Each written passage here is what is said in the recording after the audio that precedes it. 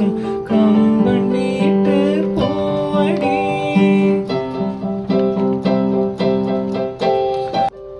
இப்போ கேட்ட சாங் வந்து உங்களுக்கு ஜஸ்ட் அன்பிளக்டு தான் நீங்கள் கேட்டிருப்பீங்க.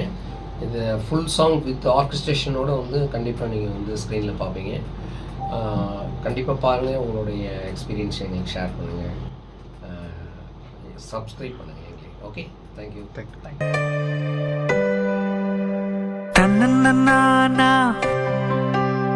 தன்னன்னா தன்னன்னானே தானன்னானே தன்னன்னானே நானே தானன்னா.